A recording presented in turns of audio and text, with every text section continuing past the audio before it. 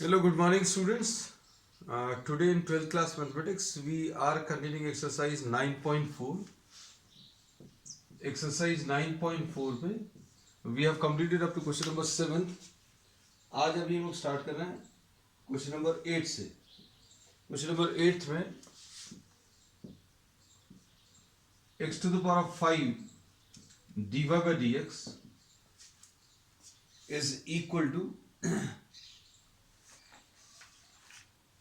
Minus y to the power of 5.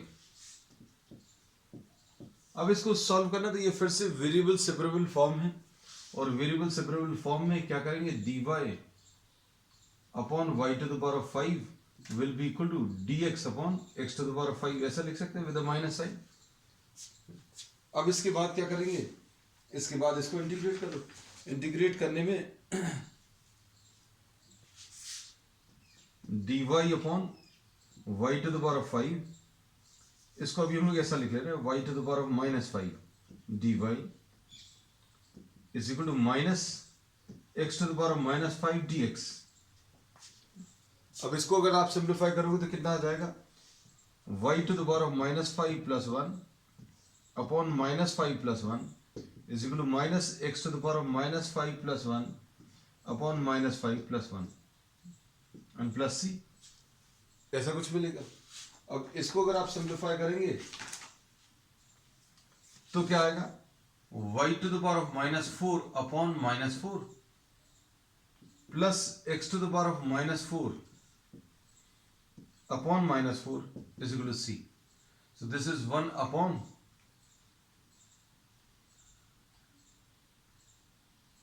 4 minus sine y to the power of 4, ऐसा कुछ आएगा. ये minus जो है इधर आकर प्लस हो जाएगा, है ना. फिर लेकिन एक और माइनस है तो ये कितना आ जाएगा, minus 1 upon 4 x to the power of 4 is equal to c. ऐसा कुछ मिलेगा. अब इसको अगर आप सिंप्लीफाई करें तो what do we get finally,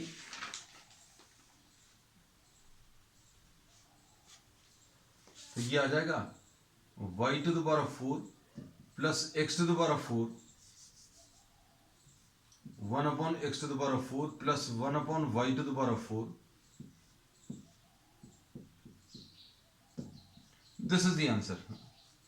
अब इसमें बच्चों देखो, अभी हमने यही बोला है आर्बिट्रेरी कांस्टेंट जो अभी हम इंटीग्रेशन कांस्टेंट ले रहे हैं, ये कई फॉर्म्स में प्रेजेंट किया जा सकता है. जैसे सपोज फॉर एग्जांपल इसका आंसर अगर देना है तो ये ऐसा भी दिया जा सकता है.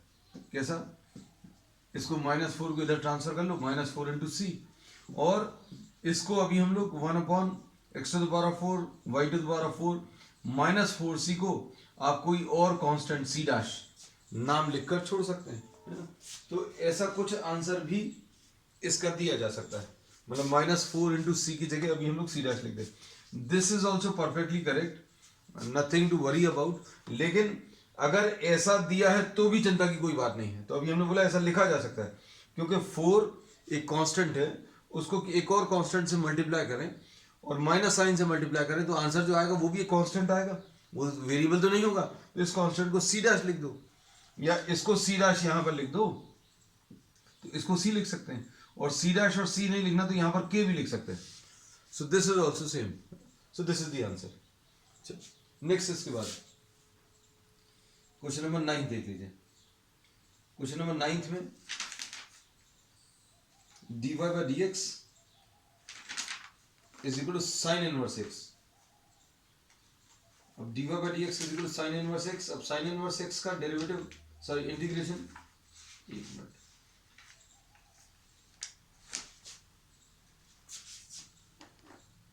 Just one.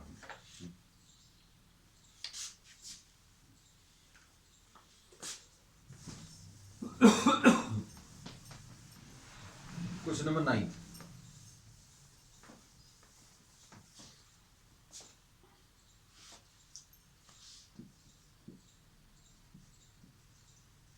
dy by dx is equal to sin inverse x.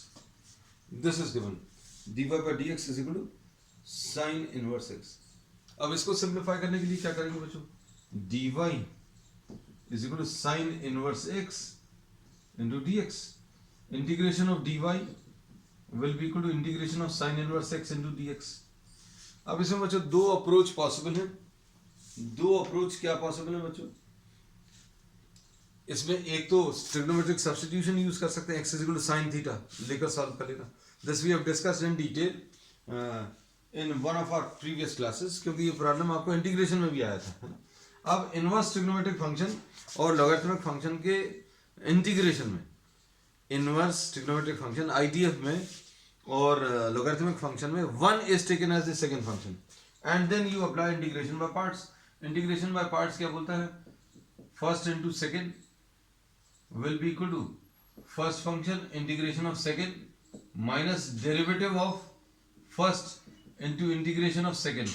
इसका जो आंसर आने वाला है उस पूरे का इंटीग्रेशन। तो अब इसको देखो, इसमें क्या करेंगे? Integration of dy will be written as what? y sin inverse x into 1 into dx। we are taking 1 as the second function। अब इधर पर क्या आ जाएगा? y is equal to sin inverse x first function into integration of second। तो integration of second बच्चों x आ जाएगा minus integration of derivative of first sin inverse x का डेरिवेटिव। तो sin इनवर्स x का डेरिवेटिव कितना आ जाएगा? Derivative of sin inverse x 1/√1 minus x square into x, ऐसा लिख सकते हैं, एन प्लस सी। अब ये आ जाएगा sine inverse x into x minus, अब इसको कैसे करेंगे? इसमें 1 माइनस एक्स स्क्वायर को आप टी ले लो, 1 माइनस एक्स स्क्वायर को आप टी ले लीजिए। 1 माइनस एक्स स्क्वायर अगर टी ले लिया तो minus 2x into d x is equal to d t, ऐसा कुछ आएगा। तो x डी एक्स की जगह डी टी बाई 2 लिख लें, तो ये आ जाएगा क्या? x डी एक्स की जगह माइनस डी टी अपॉन 2, ये माइनस और माइनस मिलकर प्लस आ जाएगा, तो d t upon 2 root t, ऐसा कुछ मिलेगा, and plus C.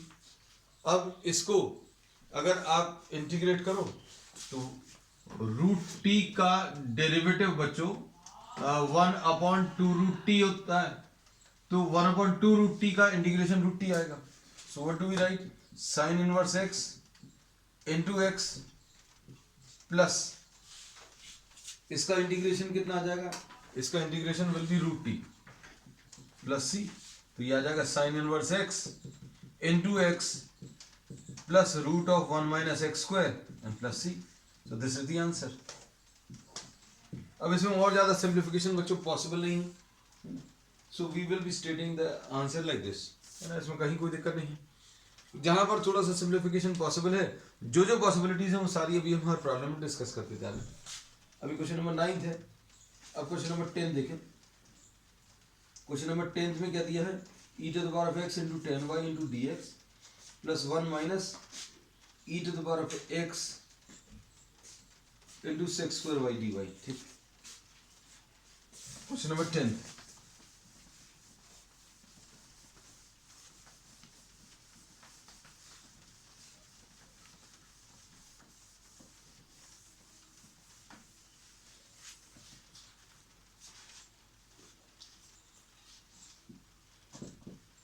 Question number 10. E to the power of x tan y dx plus 1 minus e to the power of x sec square y e to the power of x tan y dx plus 1 minus e to the power of x sec square y dy is equal to 0। अब क्या करें? इसको integrate कर दो। ये integrate करने के लिए अभी हम लोग क्या करेंगे? इसमें बच्चों ध्यान से देखना, ये वाला टर्म इसके साथ नहीं चाहिए, dx के साथ सिर्फ x वाले टर्म्स आने चाहिए, है ना। ये भी एक अप्रोच है, देखना अच्छे से। dy के साथ y वाले टर्म्स होने चाहिए, मतलब ये वाला टर्म हटाना है यहां से, और यहां से ये वाला टर्म हटाना है। dx के साथ x वाले टर्म्स आने चाहिए सर, dy के साथ सिर्फ y वाले टर्म्स। तो क्या क्या चीज हटानी है वो नोट कर लो और उससे पूरी इक्वेशन को डिवाइड कर दो। तो अब हम लोग क्या बोलेंगे? यहां से ये वाला टर्म हटाना और यहां से ये वाला टर्म हटाना. So divide the equation by tan y into 1 minus e to the power of x. इससे डिवाइड कर दो पूरी इक्वेशन को. क्या मिलेगा? e to the power of x tan y dx upon tan y into 1 minus e to the power of x plus 1 minus e to the power of x sec square y upon tan y into 1 minus e to the power of x और dy is equal to 0. We have divided this entire equation by tan y into 1 minus e to the power of x. ये कैसे decide करते हैं ये भी अभी हमने बता दिया. भाई dx के साथ x वाले टर्म्स रखने हैं, ये तो चाहिए है, ये वाला टर्म नहीं चाहिए. यहाँ पर dy के साथ y वाले टर्म तो चलेगा, ये वाला नहीं चाहिए. तो जो टर्म्स नहीं चाहिए दोनों जगह, दोनों को कंबाइन करके उससे डिवाइड कर दो. अब इससे फायदा क्या होगा? देखो यहाँ पर 1 minus e to the power of x cancel हो जाएगा. अब इंटीग्रेट कर दो बच्चों इसको, तो ये कितना आ जाएगा? E to the power of x upon 1 minus e to the power of e to the power of x upon 1 minus e to the power of x dx plus 1 upon tan y और ऊपर क्या है बच्चों? Sec square y dy will be equal to 0. अब क्या करेंगे बच्चों इसमें? अब इसको इंटीग्रेट कर लो. इंटीग्रेट करने के लिए 1 minus e to the power of x को आप टी ले लो. इधर पर क्या करें? tan y को u ले लो. अब इसका इंटीग्रेशन करने पर देखना ये आ जाएगा 1 minus this will be e to the power of x is equal to d t by d x है ना. तो e to the power of x into d x will be equal to minus d t, ऐसा कुछ मिलेगा. यहां पर क्या मिलेगा? Sec square y is equal to d u by d y है ना. तो sec square y d y is equal to d you, ऐसा लिख सकते हैं. अब इसको अभी हम लोग डी यू लिख देंगे, तो ये आ जाएगा डी यू अपॉन यू है ना. और यहां पर क्या आ जाएगा? Minus d t upon t is equal to, यहां पर इंटीग्रेशन अगर करेंगे तो ये इंटीग्रेट करने पर बच्चों कितना आ जाएगा? log c ले लेंगे ना इंटीग्रेशन करने पर. अब जैसे इसका कितना आएगा? Minus log t plus log u. अब ये सारी चीजें बच्चों u के log के टर्म्स में आ रही है, इसलिए हम लोगों ने जो इंटीग्रेशन कांस्टेंट लिया है ये आर्बिट्रेरी कांस्टेंट, ये अभी हम लोगों ने क्या ले लिया? इंटीग्रेशन कांस्टेंट ये log के टर्म्स में ले लिया. अब वैल्यू सब्स्टिट्यूट कर दीजिए, तो वैल्यू सब्स्टिट्यूट करने पर क्या आ जाएगा? इसको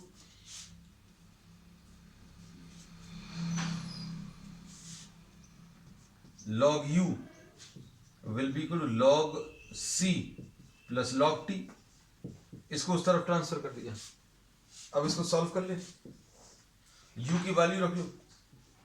log ऑफ u की value tan y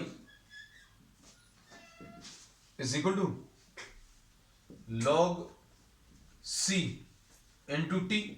log c plus log t को अभी आप क्या लिख सकते हैं? log c into t. log m plus log n क्या होता है? दोनों के log मल्टीप्लाई हो जाते हैं. ये देखो, अब log हटा लीजिए, t की वैल्यू भी रखते हैं. t क्यों रखे हुए हैं अभी हम लोग यहाँ? t कितना है? tan y, sorry log of u, u कितना है बच्चों? tan y is equal to log c into t. T की value 1 minus e to the power of x. अब इसमें ये कितना आ जाएगा? इसमें बच्चों ये चीज याद रखना, देखो ये log c आप इस तरफ लिखोगे तो आंसर कुछ और आएगा c के टर्म्स में है ना. c को अभी आप कुछ भी फ्लेक्सिबिलिटी है बच्चों, कुछ भी कर सकते हैं. This will be written as what? tan y is equal to c into 1 minus e to the power of x. अब ये इधर भी हो सकता है, मतलब कई बार प्रॉब्लम है, अगर आपने log c इस तरफ लिखा होता, अगर log c इस तरफ लिखा होता तो ये c इधर पर आता है ना, तो it does not make much of a difference. क्यों? रीजन क्या है? 1/c into tan y will be equal 1 minus e to the power of x, ऐसा लिख सकते हो। और ये इसको भी आप सी डैश लिख सकते हो, है ना, कोई और कांस्टेंट। तो कहने का मतलब है सी में अभी हम लोगों के पास फ्लेक्सिबिलिटी है, you can write it in any manner. Answer इसके चेक करते जा रहे हैं बच्चों, ऐसे ही कुछ आ रहे हैं। 10y इज इक्वल टू सी, बिल्कुल परफेक्टली ओके है ना। तो अभी हमने बोला ऐसा भी हो सकता है ना। अगर आपको इसको इस तरफ लिखना है तो इधर भी लिखा जा सकता है, इसको सी डैश यानी के tan y is equal to 1 minus e to the power of x. तो this is the answer, this is also possible. तो ये क्वेश्चन नंबर 10 है। अब क्वेश्चन नंबर 11 देख लो बच्चों। ये 11 थोड़ा सा लेंथी है ना, क्योंकि अब इसमें पार्शियल फ्रैक्शंस इन्वॉल्व हैं, so it will take time. अब इसमें थोड़ा सा कुछ और भी करना है। क्या करना है वो देखो।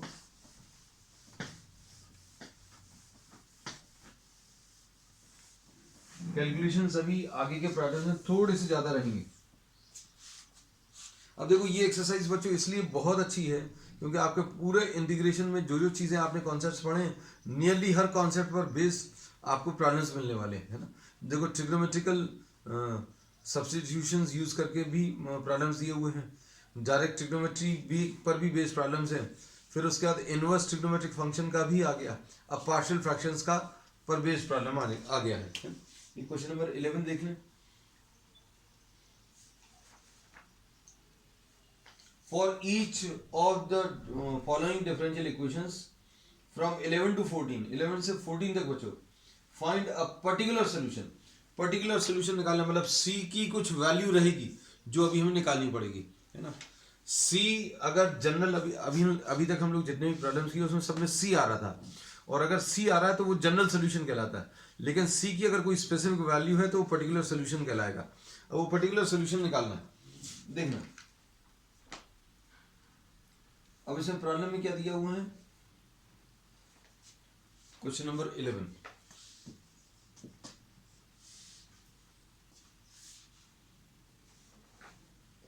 X cube plus x square plus x plus 1, x cube plus x square plus x plus 1, ये देखो बड़ा सा कुछ दिया हुआ है, dy by d x equal to क्या दिया हुआ है, 2x square plus x, this is given equal to 2x square plus x. और इसमें एक चीज और दी हुई है बच्चों, y equal to 1 when x is equal to 0। इसमें प्रॉब्लम में ये दिया है कि y इक्वल टू 1 है when x is equal to 0, ठीक है। अब इसका यूज करके अभी हम लोग c निकालेंगे, लेकिन ये बहुत बाद का काम है, पहले तो अभी इसको सॉल्व करना मेन टास्क है। तो अब हम लोगों को अगर इसको सॉल्व करना है बच्चों, तो इसको सॉल्व करने में dy will be equal to 2x square plus x upon, इधर पर बच्चों क्या आ जाएगा, x स्क्वायर कॉमन,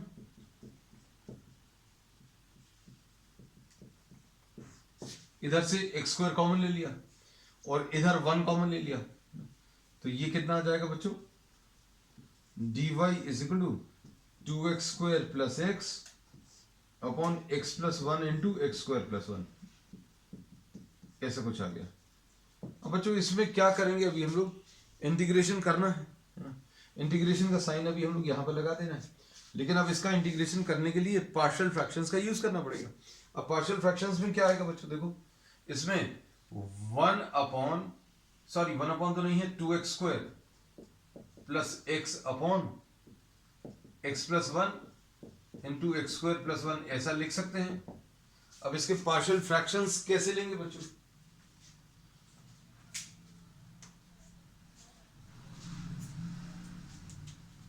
इसके partial fractions a upon x plus 1 plus b x plus c upon x square plus 1, ऐसा लिख सकते हैं। अब इसमें 2x square plus x upon x plus 1 into x square plus 1 is equal to x plus 1 into x square plus 1 a into x square plus 1। बच्चों LCM ले लें। इसमें ये याद रखना, अगर लीनियर फैक्टर है तो a अपॉन एक्स प्लस 1, अगर ये क्वाड्रेटिक फैक्टर है तो बच्चों इस पर बेस्ड अभी हम लोगों ने पूरी एक्सरसाइज की है। कैसे लेते हैं? Linear term in terms of x divided by the quadratic factor. अब देखो इसके सॉल्व करने का तरीका क्या है, एलसीएम ले लो। जिन्होंने पहले नहीं किया है तो भी कोई दिक्कत नहीं है बच्चों, ये भर याद रखना, अगर क्वाड्रेटिक है तो बी एक्स प्लस सी लिखना है, और लीनियर है तो ए अपॉन, मतलब कुछ एक्स नहीं आएगा ऊपर। फिर एलसीएम ले लीजिए, बी एक्स प्लस सी इंटू एक्स प्लस वन। अब इसे ये टर्म्स तो कैंसिल हो जाएंगे। अब क्या करेंगे, इसमें x की वैल्यू सब्स्टिट्यूट करो। x की वैल्यू क्या ले सकते हैं बच्चों?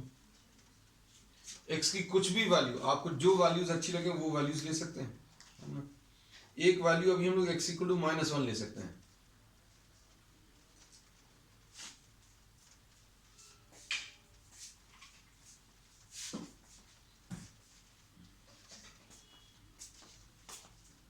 x इक्वल टू -1 ले लो, x इक्वल टू -1 ले लेंगे तो a मिल जाएगा।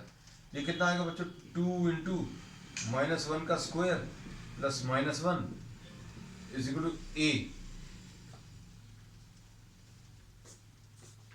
इंटू -1 का स्क्वायर प्लस 1, और ये वाला पूरा टर्म बच्चों जीरो हो जाएगा, x की जगह -1 रखेंगे तो ये कितना आ जाएगा? ये आ जाएगा 2 -1 1 आ गया is equal to a into 2। तो a की वैल्यू बच्चों 1/2 आ गई।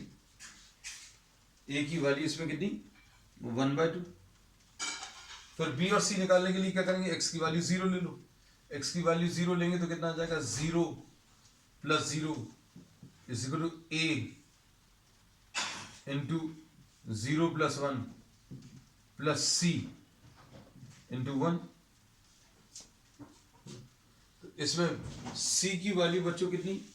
c की वैल्यू मिल जाएगी -a, है ना, तो c इक्वल टू -a, तो c की वैल्यू कितनी आ जाएगी? -1/2। चलो एक काम और खत्म हो गया। फिर उसके बाद a और c आने के बाद फिर क्या करोगे? b की वैल्यू निकालोगे। तो b की वैल्यू निकालने के लिए क्या करेंगे? x की कुछ और वैल्यू ले लो, जैसे x की वैल्यू 1, x इक्वल टू -1 ले चुके हैं, x इक्वल टू -1 ले लिया, फिर x इज इक्वल टू 0, अब x इज इक्वल टू 1 ले लो। चलो तो ये कितना आ जाएगा? 2 प्लस 1, x की वैल्यू 1 रखेंगे तो 2 इंटू 1 1 आ जाएगा, plus 1 is equal to 2a plus b plus c into 2। x की वैल्यू 1 अगर रखेंगे तो कितना आ जाएगा बच्चों? x की वैल्यू अगर 1 रखेंगे तो ये b प्लस c इंटू 2 ऐसा कुछ आएगा। अब इसमें वैल्यू सब्स्टिट्यूट कर दीजिए, तो ये आ जाएगा 3 इज इक्वल टू 2a आ गया बच्चों, और प्लस 2b प्लस 2c। अब इससे a की वैल्यू निकालने के लिए, सॉरी किसकी, a और c की मिल गई, b निकालना है, तो 2a प्लस 2c निकाल लो, है ना। तो ये कितना आ जाएगा बच्चों? b की वैल्यू देखो, इसमें 2a प्लस 2c, ये देखो 2a प्लस 2c है। अब 2a प्लस 2c अभी हम क्यों दिखा रहे हैं? क्योंकि 2a plus 2c, 2a plus 2c करने पर 0 आएगा। ये देखो हमें यहां से दिख गया। ये बच्चों कुछ जगह पर आप जहां पर भी टाइम सेव कर सकते हो, टाइम सेव करने की कोशिश करिए। जैसे इससे क्या मिलेगा? a प्लस सी की वैल्यू 0, ये देखो a प्लस सी 0, तो 2a प्लस 2c 0 आ जाएगा। तो ये तो बच्चों अलग हो गया। नहीं तो आपको जैसे करना है वैसे सॉल्व करना है। तो b की वैल्यू 3/2, क्योंकि मेन काम क्या है बच्चों? इंटीग्रेशन वाला पार्ट है ना। तो ABC तो आपको जो वैल्यूज रखनी है वो वैल्यूज रखकर आप सब्स्टिट्यूट करके सॉल्व कर लो। अब इसको कैसा लिखेंगे? ये तो y आ गया। अब इसको अभी हम लोग ऐसा लिखने वाले हैं, a की वैल्यू कहाँ गई? 1/2, 1/2 अपॉन x प्लस 1, ठीक है। फिर plus bx plus c, 3/2 into x plus c की value -1/2 upon x square plus 1 dx। बस अब आपको इसको थोड़ा सा सिंप्लीफाई करना है फर्दर। अब इसमें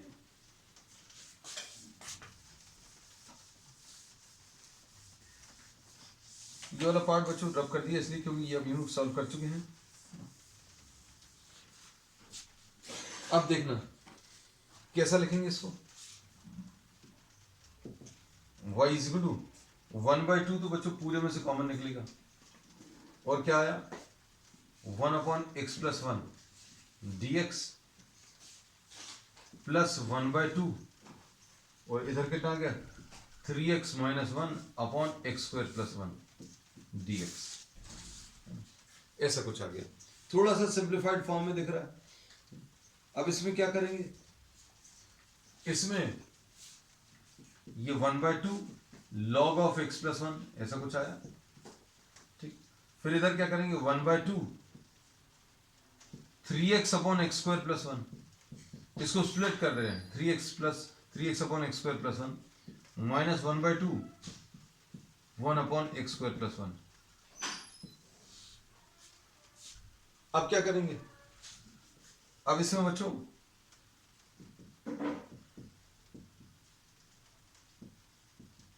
+c भी लगा लेना, ये तो मेन है इस प्रॉब्लम में।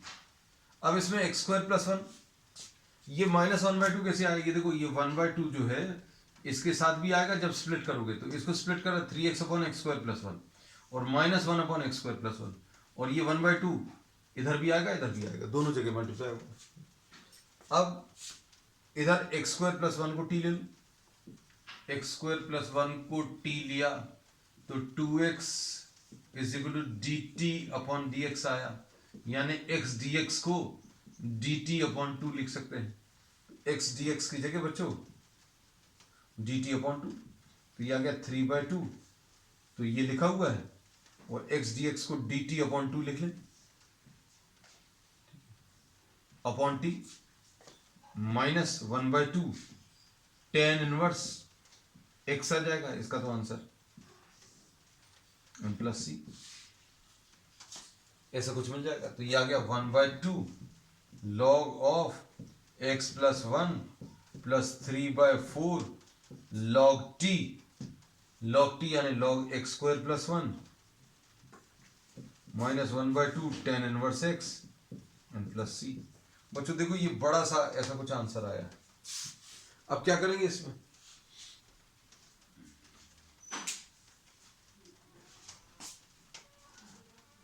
इसको सॉल्व करने में बच्चों ये c जब निकालना तो ये सब वैल्यूज यूज करनी है। y = 1 दिया है, x = 0 पर। अब इसमें देखना y = 1 x = 0,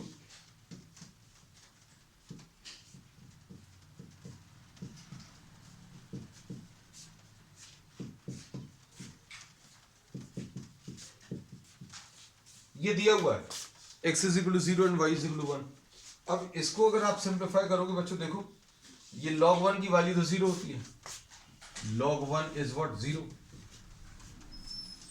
तो ये कितना आ जाएगा बच्चों, ये 0 ये 0 ये भी 0, तो c की वैल्यू 1 आ गई। तो यही इन प्रॉब्लम्स में करना है, आपको एक पर्टिकुलर सोल्यूशन बताना है। मतलब जनरल सोल्यूशन होता है जब आप c लिख देते हो, मतलब c की कुछ तो भी वैल्यू हो सकती है, लेकिन c की अगर कोई स्पेसिफिक एक वैल्यू अगर आपने निकाली तो वो पर्टिकुलर सोल्यूशन कहलाता है। अब इसे प्रॉब्लम में देखना,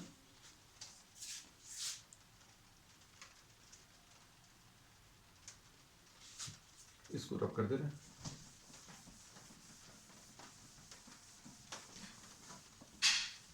तो इसका जो आंसर आएगा वो आप देखना ध्यान से,